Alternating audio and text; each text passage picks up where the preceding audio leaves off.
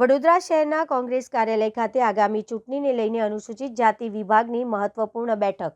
વડોદરા શહેર કોંગ્રેસ કાર્યાલય ખાતે આગામી ચૂંટણીની તૈયારી અંગે અનુસૂચિત જાતિ વિભાગની અતિ મહત્વપૂર્ણ બેઠક યોજાઈ હતી. બેઠકનું અધ્યક્ષસ્થાન ગુજરાત પ્રદેશ કોંગ્રેસ સમિતિના અનુસૂચિત જાતિ વિભાગના પ્રભારી શ્રી રાજેશભાઈ હડિયલે સંભાળ્યું હતું. આ બેઠકમાં વડોદરા શહેર અનુસૂચિત જાતિ વિભાગના ચેરમેન મહેશ સોલંકી, પ્રદેશના સિનિયર આગેવાન ગુણવંતરાય પરમાર, શહેર પ્રમુખ ઋત્વિક જોશી, કાઉન્સિલર પુષ્પાબેન વાઘેલા, પ્રદેશ ઉપપ્રમુખ કેપી વાઘેલા, પ્રદેશ મંત્રી મિતેશભાઈ પરમાર તથા શહેરના સિનિયર કોંગ્રેસ આગેવાન આઈડી પટેલ સહિત મોટી સંખ્યામાં કાર્યકરો હાજર રહ્યા હતા.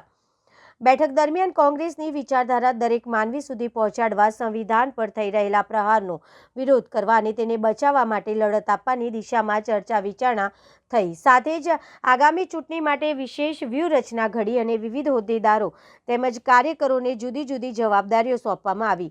બેઠકમાં રહેલા ઉત્સાહ અને કાર્યકરોની મોટી સંખ્યામાં હાજરી આગામી ચૂંટણી માટે કોંગ્રેસની તૈયારીઓને વધારે મજબૂત બનાવતી દેખાઈ રહી છે.